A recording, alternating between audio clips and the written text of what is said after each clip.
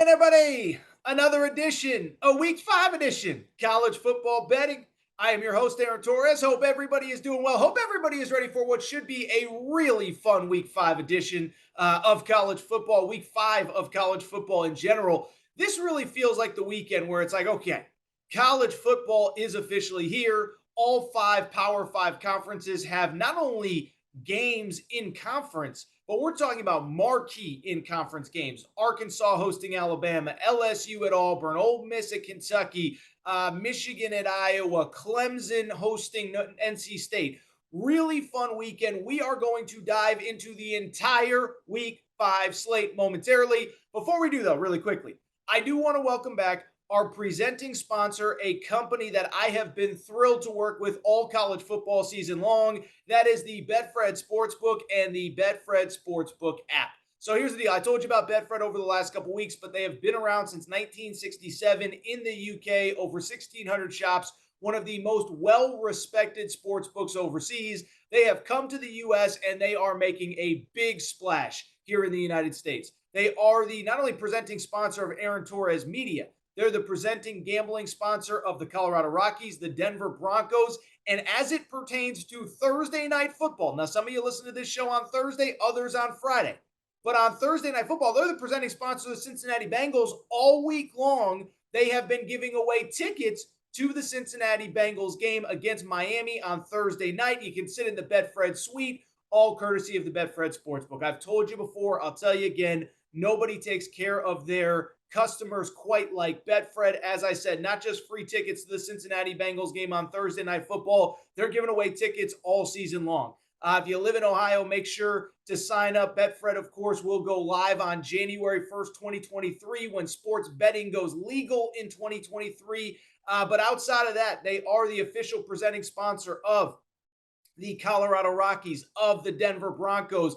Huge presence in the state of Iowa. Iowa Cubs, the minor league team, presenting sponsor there. And I will mention this as well. We are going to have boots on the ground. I will not be there personally, but boots on the ground at the Michigan-Iowa game. And I'll tell you this, I'll explain why in a minute. But the Betfred boost this week is actually Iowa at plus 110 odds to get them at plus 11 at home against Michigan. I'll give you details in a minute. That is the Aaron Torres Betfred exclusive. I hate to spoil the fun on the preview, but I do like the Hawkeyes to cover. So thank you to Betfred. Make sure to sign up. Follow them on social media at Betfred Sports. As I told you, there is no sports book anywhere that takes care of their customers quite like Betfred. I am so happy to be working with them all football season long.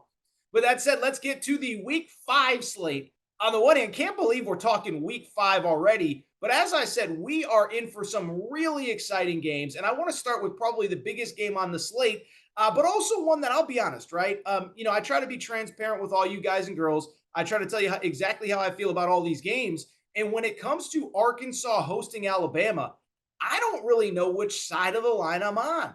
Alabama comes in. They were a 17.5-point favorite as I record here on Thursday morning. It is down to 17 points. The over-under set at 61. And I just have a lot of different thoughts about this game. I think some of it is on the field. I think some of it is off the field mentally with Alabama. So let's break this down because it's interesting, right? We are at the time of the year. We're going to talk about this throughout some of these games. I think there's some teams that we know a lot about at this point. I think there's others that we don't really know much about. I don't think we know a ton about Alabama. I do actually think we know quite a bit about Arkansas. They've already played 2 SEC games. They played a marquee out-of-conference opponent in Cincinnati. And so I think we kind of know who Arkansas is. I think, as I told you on this show last week, they do one thing exceptionally well and one thing exceptionally poorly, one on offense, one on defense. And I do think those 2 variables are going to come into whether Arkansas can keep this close. On offense, they run the ball right at you. I've talked about this not only all of this season, but really all of last season as well. This is who Sam Pittman is. This is what they are about. This is what Arkansas does as well as anybody in the SEC. They run the ball right at you and make you stop them. 243 yards per game on the ground this year. That is second in the SEC, only behind Ole Miss. And remember, Ole Miss hasn't really played anybody, certainly not the schedule of Arkansas. And even last week, and we know how the A&M game went down, this was a team that was still able to run for close to 250 yards rushing. But what I would also say is it's kind of a chicken and the egg thing, right? Not really a chicken and the egg thing. I do think this will be the best run defense that Arkansas plays all season long. And so I do think part of this game will come down to a couple things. One, can they effectively run the football against an Alabama rush defense that has been elite all season long? Now, I know Alabama hasn't really played anybody, but they're number 4 in the country in rush defense. They're giving up just 1.84 yards per game, less than 2 yards, 1.84 yards per rush. I think I said 1.84 yards per game, which would be the most incredible rush defense in the history of the sport. But they're giving up less than 2 yards per carry. This defense is dynamic, but it is also worth noting they really haven't played anybody of note outside of Texas. But even that Texas game, they did hold Texas to about 2.5 yards per carry. So the Arkansas run offense against the Alabama run defense will be one place where you need to keep an eye on. I will say, I do think for Arkansas to keep this close, they are going to have to make plays through the air. And it is worth noting, KJ Jefferson, one of the best games that he played all of last year was against Alabama. 22 of 30, 328 yards passing. And so if you're an Arkansas fan, I think that's a really good sign. KJ Jefferson doesn't throw the ball a ton, but he has proven to be efficient when he does. And he played well against this same very defense last year. So that's one side of things. We know about Arkansas. We know they want to run the ball. And the question becomes, will Alabama stop it? And if they do, can Arkansas adjust by moving the ball through the air? But I also think on the flip side, I think it also comes down to this Alabama pass attack versus the Arkansas for the Arkansas pass defense, excuse me. And so the Arkansas defense is a little bit of a Jekyll and Hyde thing because on the one hand, they actually lead college football with 20 sacks total through 4 games. Not great at math, but that's 5 sacks a game if my math is correct. So they lead college football with 20 total sacks. But on the flip side, that pass defense is really bad. They rank 126th out of 131 teams in the FBS in pass defense. They are giving up close to a little bit over 300 yards per game. And remember, it was just 2 weeks ago that they gave up well over 300 to Bobby Petrino's FCS Missouri State team that went into Fayetteville and threw the ball all over the yard. So Arkansas, think about it like this. They actually rank 126th in pass defense. That's after they played Texas A&M, Max Johnson, in that abysmal Texas A&M pass offense. I would be worried if I was a Hogs fan, and I'll just tell you, I think this game and the ability to keep things close really comes down to, can you get pressure on Bryce Young? The only time that we've ever really seen Bryce Young struggle at the college level, that was last year against Georgia in the national championship game. And it was because he was constantly on the move, constantly doing this, constantly doing that, didn't have time in the pocket to make plays. You give him time, he is going to slice and dice you, especially against an Arkansas pass defense that has struggled all season long. Final thought on this game, and I do think it's important. Is this is the game, I think we learn a little bit about the psyche of Alabama. And it's interesting because I talked about this a little bit on the Aaron Torres podcast this week. But Nick Saban, earlier this season, I believe it was in the lead up to the Louisiana Monroe game, he basically said, the quote he used was incredible. We need more hateful competitors in this locker room and on this roster. And essentially what he said was, during our best years, our greatest runs, we took pride in not only going to a stadium and beating the 11 guys that were lined up across from us on the field. We took pride in going and beating the 100,000 people that packed the stadium to watch us. And those teams took great pride in walking out of a stadium with a silent stadium, walking out of seeing opposing fans leave in the third quarter, early fourth quarter, knowing it was over. And his almost exact quote verbatim was, I think too many of the guys in this locker room really just care about getting the win without regard to how it happens. And so listen, there's no shame in winning on the road, especially in the SEC, but it is worth noting the last few years. Think about it. Last year, they go to Florida, win by 2, lose at Texas A&M, go to Auburn, takes 4 overtimes to beat Auburn in the Iron Bowl, and then, of course, had to hold on for dear life against Texas earlier this year. And so the players in the Alabama locker room earlier this week, when they had media availability, they did say, we get what Coach Saban is saying. We're playing with that edge. We're going to find out a lot about this Alabama team this week. I will say, I think the advantages line up nicely for Alabama. I'm not totally sold that they're a team right now that is going to go on the road and beat a good Arkansas team by 17 plus points. This one is a total stay away to me. I have no strong opinion. If I had to make a bet, Fred pick, and this is totally unofficial, it would be Arkansas plus the 17 points. But again, I have no strong opinion because if Alabama flips that switch and they say, we are the baddest team, we've been watching Georgia, all the hype they're getting, let's go prove a point. I think they do match up nicely with Arkansas. Total stay away to me. Let's keep it going. Let's stay in the SEC. And I'll say this, there's obviously another top 25 matchup in that league this weekend with Ole Miss and Kentucky. But I'm going to go in a different direction for a game that is really, really, really interesting in my eyes. And that is the Auburn LSU game. How about this? LSU, Brian Kelly, we kind of forgot about LSU.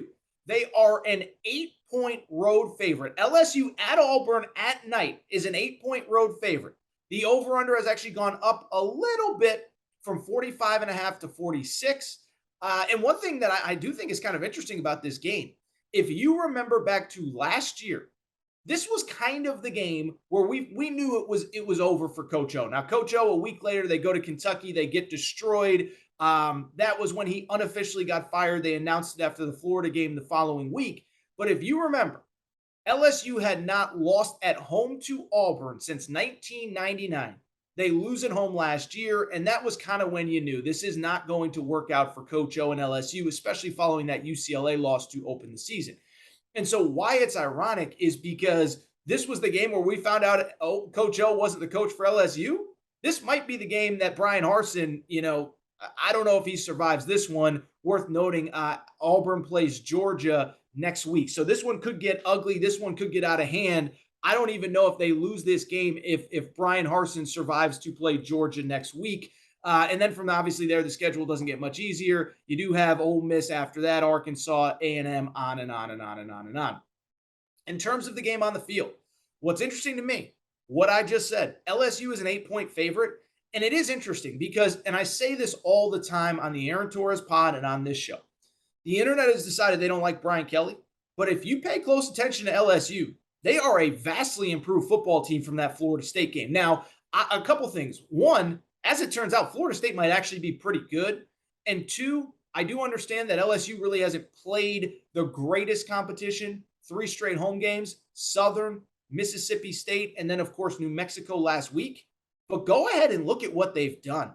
I mean, you talk about just absolute domination in the last 3 weeks.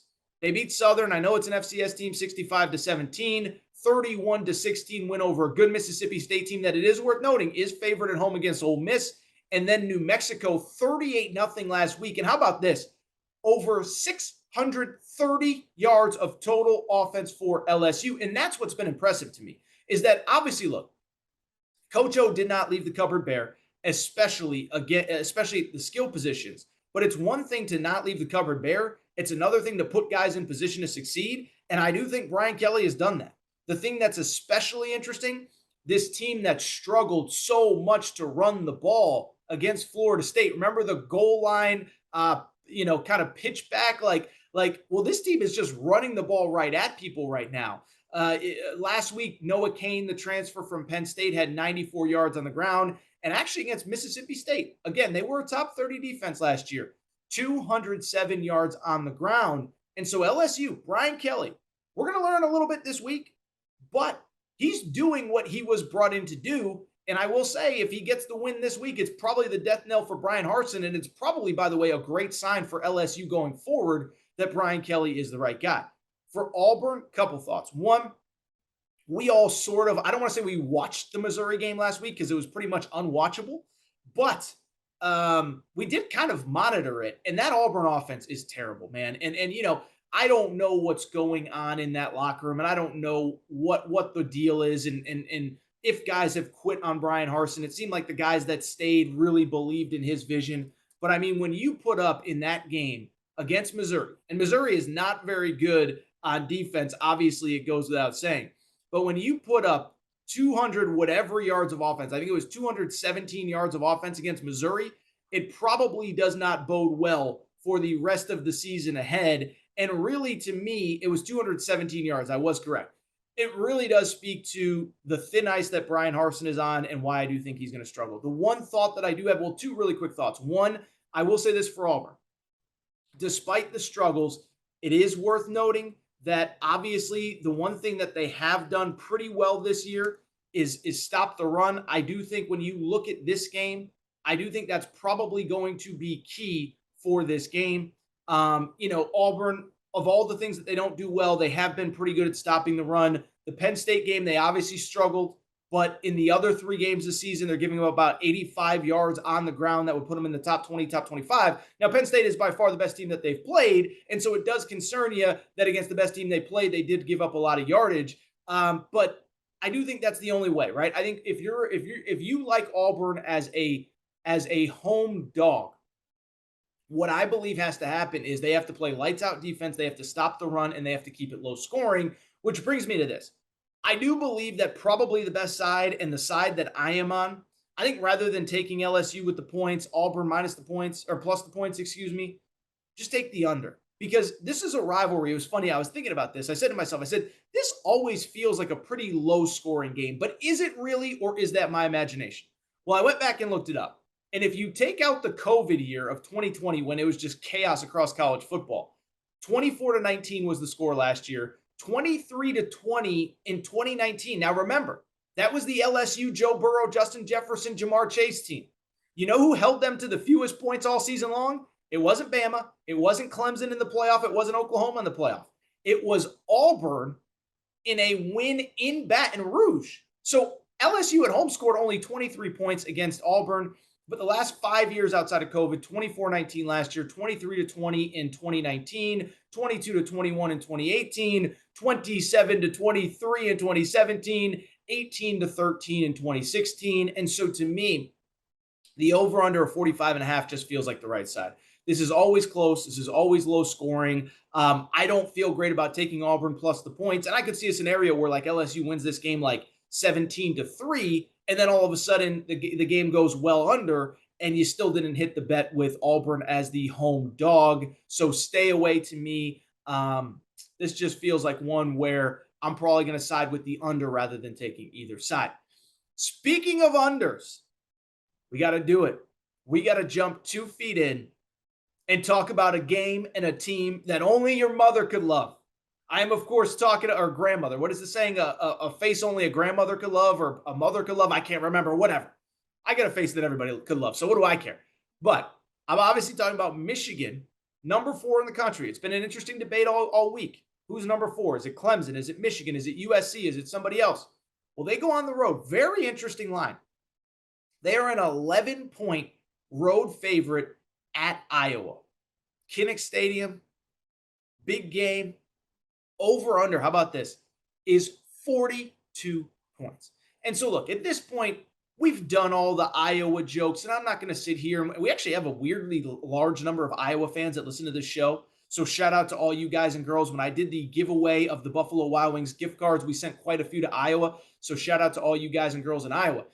But why I bring it up is because you don't need me to kind of go through all the stats on Iowa and how bad the defense or how bad the offense is. But what I will say, I did think something interesting happened last week at Rutgers. They win 27-0. But why that game was important to me is because they won 20-7-0 in large part because they forced 3 turnovers.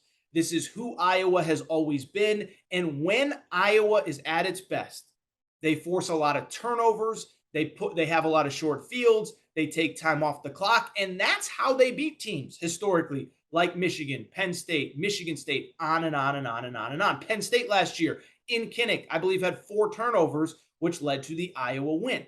And so when I look at this game, that's what stands out to me, is Iowa coming off a game in which they forced 3 turnovers. Last year, they were 3rd in the country in total forced turnovers.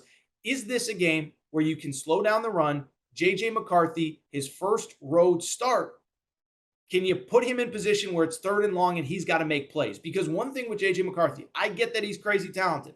I'm not saying that Jim Harbaugh made the wrong decision at quarterback. But J.J. McCarthy he has more upside than Cade McNamara, but he also makes more mistakes. If you watch the Maryland game last week, I understand that if you look at the box score, oh, he played pretty well. I think it was 18 to 26. He's awesome. Well, he also took a couple weird sacks. He also tried to extend some plays. Never forget last year, the Michigan State game that Michigan lost in the regular season. He had a key fumble late. And so I do think that's kind of the X factor here. Can Iowa force a turnover or two? And if they do, can they capitalize? If not, can Michigan move the ball, especially on the ground? Because go back to last week, what did Michigan do effectively? They took the ball out of J.J. McCarthy's hands. They handed it to Blake Corum. Blake Corum, 243 yards rushing in that game. Well, guess who's got a top 10 defense nationally in the run game? It's Iowa, and that's what this game comes down to. Can Iowa slow things down? And more importantly, if they do slow things down, can they put themselves in a position where they put J.J. McCarthy in third and longs, put J.J. McCarthy in situations where he has to make plays? And if they do, can they get him to make plays, get him to turn the ball over and keep this close? Because of it, I'll tell you this. This is my Betfred Sportsbook boost of the week, okay? Betfred Sportsbook boost of the week, plus 11 at home. You go to betfredsportsbook.com or the Betfred Sportsbook, I should say, download the app in Iowa, Arizona, Colorado. In Iowa, you can make this bet in Iowa. So if you're in Iowa listening, make this bet. Plus 11 at plus 110 odds. You're getting great odds on this game. And this is a game I feel very confident about. The last little thought and why I like this so much. History tells us Iowa is going to give Michigan fits, okay? Prior to doing the show and doing my picks this week, I went back and looked it up because I thought to myself, I said, it feels like Iowa always gives Michigan fits, especially at home. Went back and looked it up. Now, they don't play every year or every other year, so it's not as though Michigan has gone to Kinnick every year, every other year for the past however many years. But it is worth noting, the last 5 times that Michigan has played at Iowa, Iowa has won outright. The last time that Michigan won at Iowa, and again, I know they don't play each other every year, 2005 was the last time that Michigan won outright at Iowa. The last time Michigan won by double digits at Iowa, you got to go back to 1994. I don't even know how many of you were born in 1994. That was the last time that Michigan won by double figures at Iowa. This is my Betfred boost. This is my favorite bet of the week. I know you got to hold your nose a little bit, but Iowa plays Michigan tough. I think the matchup favors Iowa to keep things close. Now, Michigan might win, but to keep things close, I do like Iowa. Let's get to the rest of the Week 5 slate. And by the way, you know it's a good Week 5 slate when we are halfway through the show. I have not gotten to 3 different top 25 matchups. We're going to get to all of them on the back half of the show. Let's start with this. How about this? Noon Eastern, 11 a.m. kickoff on the Grove for a top 25 matchup between Kentucky and Ole Miss. I know we pick game times 2-3 weeks in advance, but shame that those poor Ole Miss fans have to leave the Grove at about 10:30, 10:30 local time to get to the stadium in time for kickoff in this one. But really interesting kind of point spread movement. This is why I love doing the betting show. It's because of the fact that the money has come in heavy on Ole Miss throughout the week. They open as a 4-point favorite in the Betfred Sportsbook. It is up to 7.5 points as of right now. The over-under set at 54. And it's interesting because, as I said to lead the show, this is the time of year where I do think there are some teams that even in Week 5, as we approach the near midway point through the season, I don't think we know a lot about some of these teams, and I think both of these teams are probably applicable. Kentucky, they had that nice win against Florida, but let's be honest, Florida has not looked great since that game. And outside of that, Kentucky has played absolutely nobody. Miami of Ohio, Youngstown State, Northern Illinois. Ole Miss not very much better. Their only Power 5 game was against a bad Georgia Tech team that has fired their coach. They have also played Tulsa, Central Arkansas, and I'm not going to lie, somebody else that I have it in my notes somewhere, Troy. How about the Troy Trojans, okay? So we're going to learn a lot about both teams. Obviously, the money is coming in on Ole Miss. But what I want to start with is the Kentucky Wildcats, because I do think this game is reminiscent of something I told you before the Florida game, which is that Mark Stoops, through no fault of his own, always keep in mind, he plays very conservative when he goes on the road in SEC play. So I went back and looked it up, see if my stats and my numbers kind of confirmed everything. How about this first stat? Since the start of last season, Kentucky has played 5 road SEC games, okay? In the SEC, 5 road games. Last year was against South Carolina, Vandy, Georgia, and Mississippi State. This year they've played one SEC road game against Florida. Of those 5 games, 4 have gone under. And the one that didn't was at Mississippi State that went over by one single point. So they play conservatively, and I don't expect it to be any different this weekend for a few different reasons. One, and it's important to note, they should get back, or they do get back, or they're expected to get back Chris Rodriguez, their star running back, who, of course, has not played yet this season. It was a weird offseason for him. We don't need to get into all of that, but he will be back this weekend, and that is a huge boost for a Kentucky run game that has really struggled without him. Now, I think it's more the O-line, and there's been some injuries in the backfield more than it is Chris Rodriguez's absence, so that's not what I'm saying. But at the same time, coming into this game, Kentucky is, how about this? They are ranked 123rd in run defense, in run offense, excuse me. They have struggled to move the ball. And again, a lot of it has been injuries. A lot of it has been stuff that is out of the player's control. But at the same time, the offensive line just has not been good enough in these early season games. I also do think part of it, if we're going to call a spade, is when the competition is bad week after week after week outside of the Florida game. You have momentary lapses. You have this, you have that. Well, they need to step up and play their best football of the week of the season. But I do expect them, as I said, to play conservatively, play close to the vest. I don't think Mark Stoops wants to go crazy and open it up against against an Ole Miss. It's not really that he doesn't want to open it up against Ole Miss, but because Ole Miss can be so potent on offense, I think he likes to keep it close to the vest. And the other thing that I do think is worth noting, and I think it's interesting, I saw this stat courtesy of teamrankings.com. I thought it was very interesting. Kentucky is 128th in the country in terms of time between plays. So they play slow, kind of like what I talked about last week with Minnesota. They play super slow. They try to chew the clock, and I expect them to do the same against an Ole Miss team that we know can score in a hurry. What's interesting from the Ole Miss perspective, I think, is actually that they're kind of the opposite of who we think they are, right? Now, they do run a lot of plays. They do run kind of that fast tempo when they need to. But I think when we think Lane Kiffin, we think, high-powered offense. We think back to the Matt Leinart days at USC. We think about some of the stuff that he did at Alabama with the quarterbacks that he had there. But this is a run-based offense. It really kind of started last year. If you remember, Matt Corral had one injury after the other. He couldn't stay healthy. The poor kid had a major ankle issue. Major ankle injury. I remember reading reports where Lane Kiffin basically said, we don't let him practice all week. He finally gets healthy for game time, and then he gets hurt in the game, and then it's this never-ending cycle. So it became a run-based offense. And this year with the new quarterbacks, it has very much stayed a run-based offense. As I told you earlier in the show, we think of Arkansas as the power running team in college in the SEC, and they very much are. You know who actually leads the SEC in rushing? It's Ole Miss. Now, part of it might be the competition isn't good. Part of it might be they get up big and they're trying to chew up the clock. But Ole Miss is actually the team that leads the SEC in rushing coming into this game. And I do think part of that is to take pressure off of the 2 young quarterbacks that they have tried to break in. It appears as though Jackson Dart is the starter over Luke Altmaier, who was back from last year. So that's really what I think of this game. Is to be blunt, I think, you think Ole Miss, you think crazy offense, pyrotechnics.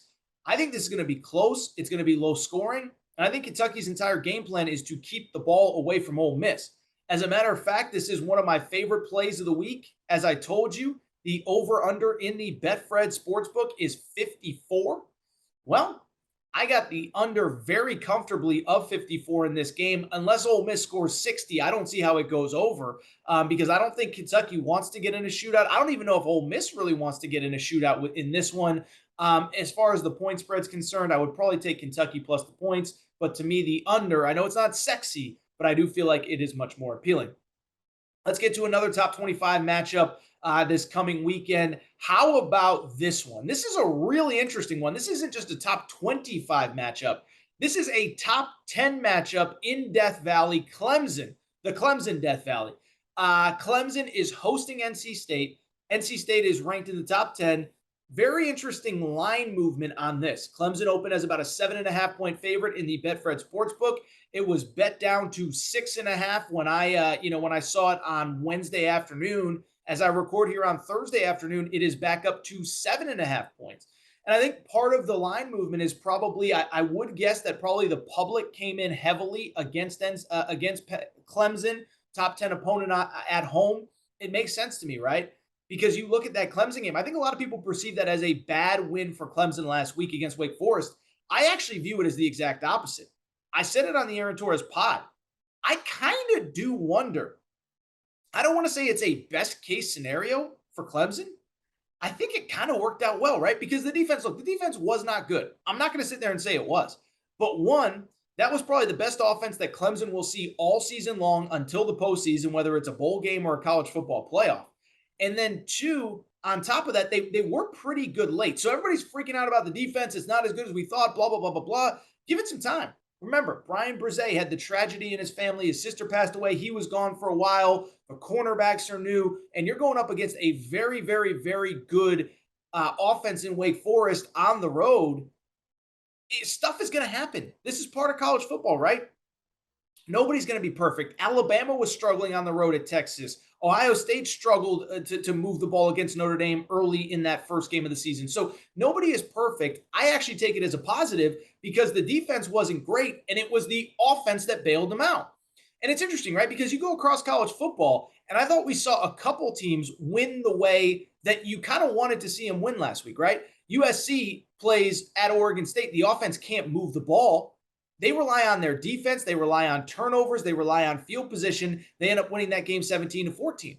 Well, it's almost the exact same with Clemson, only the exact opposite, where you're waiting for them to hopefully do something on defense, and it's the offense that has to bail them out. Now, I don't know if DJ is going to throw for 371 yards and 5 touchdowns like he did last week. I don't know if you're going to need him to ever again the rest of the season. But if you can get 80% of what DJ gave you last week, I think you're in really good position the rest of the year against a schedule that's pretty tough, starting with NC State this weekend, Florida State a few weeks from now, Notre Dame down the road looks better. But I think it was an okay situation for Clemson. From the NC State perspective, I'll be honest. I think we're another team, talk about Ole Miss, Kentucky, Alabama, that we're going to learn a lot about this week. We're going to learn a lot about NC State. Because I'll be honest, I'm not sold on this NC State team at all. I know there was so much preseason buzz, and I'm happy for NC State fans, and it was great that they had all the excitement around the program. Show me what they've done on the field this year. Needed some kicker malfunctions against, I guess it would have been East Carolina to open the season, to steal a victory against East Carolina. From there, you play Texas Tech. You get outgained at home, but Texas Tech has a million turnovers. You end up winning that game. You play Charleston Southern, okay, FCS team, whatever. Even last week against UConn. Listen, you guys know I'm a UConn alum, right? Wearing my UConn shirt as I record here. And what I will tell you is UConn is not good. Todd Furman, my buddy who is a professional gambler, there's my UConn shirt for people who did not see it. My buddy who's a professional gambler, he said in his power rankings, UConn's one of the worst 2 or 3 teams in college football. So when you factor in that UConn's not very good, you factor in, and I know this because I'm an alum and I follow the team probably more closely than most. Their top quarterback is out. Their top 2 running backs are out. Their top 3 wide receivers are out at UConn right now. You won 41-10. That probably should have been like 64-0, 67-0, whatever. So I'm just saying, I'm not sold on this NC State team. I also do think it's worth noting, Devin Leary got a lot of preseason buzz, a little bit of preseason Heisman talk. Go look at those stats this season. Right now, his numbers are down across the board from last year. Completed 66% of his passes last year. It's down to 64%. 7 yards per completion this year, down from 8 last year. 9 touchdowns through 4 games. He had 35 last year. 2 interceptions. Okay, that's good. I'm just not sold on this team. So to me, if I had to make a pick, and I don't tell you what to do, I'm just giving you my honest opinion, is that this feels like one of those games. I don't know if you remember about 3-4 years ago. It was during the COVID year of 2020. That was the year that Miami really took off with D'Eriq King at quarterback. And I remember they played Clemson early in the season in a night game at Clemson, and Miami was getting some real buzz. Remember, that season, the ACC was really the only conference that played at the beginning of the year. The SEC joined in late September. The Big Ten and the Pac-12 joined much, much, much later. But the ACC is playing early in the year. They're the only show in town. Miami starts like 2-0, 3-0, 4-0, and everybody's watching those games because they're the only games on TV outside of the Big 12. And so Miami starts really hot that year, and then they go to Clemson a few weeks into the season, and Clemson's like if I remember correctly, like a 14.5 point favorite. Everybody's saying, oh my goodness, Miami, they're good enough to pull off the upset. And then Clemson absolutely destroyed them. I'm getting a lot of the same vibes this week against NC State. I do think Clemson's going to cover at home. I think this is one of those statement Clemson games where they're like, dude, we're back. We're Clemson. Y'all doubted us. Doubt us at your own risk. Really quickly, let's rip through the rest of these quick games. I'm not going to spend a ton of time on each of them because I don't really have a ton of strong opinions. But one, Oklahoma State is a 2-point underdog. Baylor on the road. Baylor a 2-point favorite probably is the right way to say it at home. In terms of the Betfred Sportsbook 2-point underdog or 2-point favorite for Baylor, the over-under is 56.5. Baylor's another one. We're going to learn a lot about them. Now, look, they have played some real competition, lost at BYU, beat Iowa State last week. But what stands out to me, this is a team and a program. Everything they do is based off the run game, okay? So why is that important? Well, they've run the ball really effectively against the bad teams that they've played. 6.5 yards per carry against Albany, almost 8 yards per carry against Texas State. They have not run the ball well against BYU, not run the ball against Iowa State, but I don't know that we know anything about Oklahoma State either at this point. Oklahoma State so far, they opened with Central Michigan, wild game. They were up 51-14 at one point, pulled the starters, final score 58-44, had to hold on for dear life. They also beat Arizona State. They beat Arkansas Pine Bluff. They have not played on the road yet. So no super strong opinions on that one. My lean would probably be Oklahoma State is probably the better team. That's probably who I would take. Remember, this is a rematch of last year's Big 12 championship game, which Baylor won on the final play of the game. They got that stop on the 1-inch line. I think Oklahoma State comes out looking for blood in this one. Really quickly, interesting game, Wake Forest at Florida State. I'll tell you this, Florida State's a good team. Like we just don't talk about them, I guess, because the ACC is kind of down and they haven't really had that national spotlight game since LSU in week 1. Florida State's good. Top 30 on defense, top 15 on offense. Mike Norvell has that thing rolling. They were obviously very good late in the season last year and really just doing, just playing really, really, really well in all phases of college football.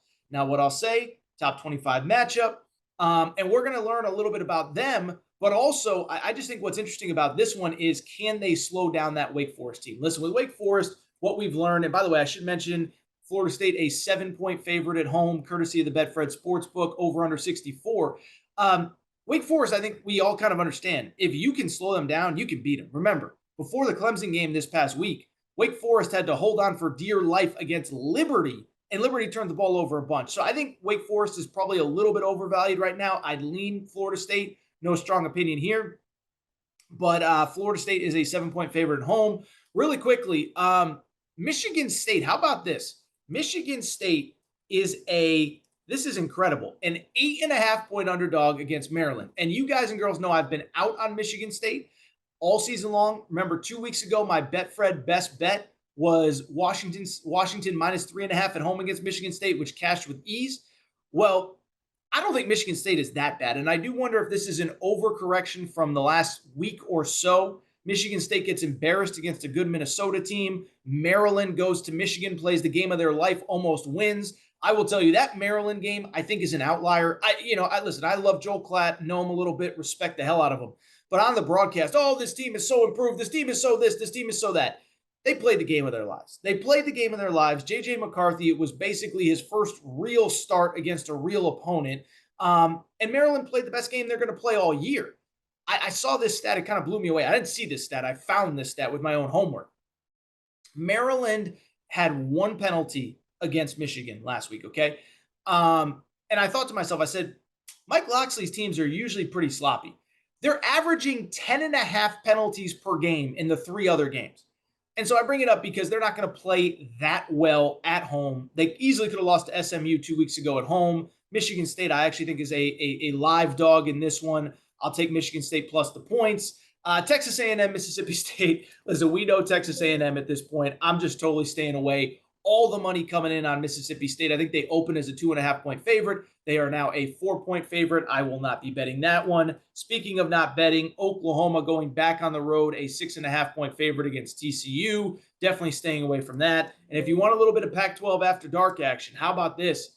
USC, a 25-point favorite against Arizona State. Oregon, a 17-point favorite against Stanford. The key stat, important number there. Not number, but fact. E.J. Smith, the son of Emmitt Smith, basically the only bright spot for Stanford so far this season. He is out with injury. All right, I think that's it for this episode of College Football Betting with Aaron Torres. It is time for me to get out of here. If you're not subscribed, please make sure to do so. Apple, Spotify, Amazon Music, all that good stuff. Also, do me a quick favor. Go ahead, go on social media, YouTube, and make sure to subscribe to the YouTube channel, College Football Betting with Aaron Torres on YouTube. It really would help me go ahead and expand this show, expand the audience there. So go ahead and make sure to do that. Also, thank you again to our presenting sponsors, Betfred Sportsbook. Remember, the Torres Boost, you can get in the Betfred Sportsbook, Iowa plus 11. Iowa plus 11. Remember, Michigan hasn't won by double figures at Iowa since 1994. Also, new users, bet 50, get 250 on any game this weekend. That is all for today's show. I am going to get out of here. Enjoy the week. Enjoy the games. Enjoy the college football betting. I will be back next week with a Week 6 edition, can't believe we're there, of College Football Betting.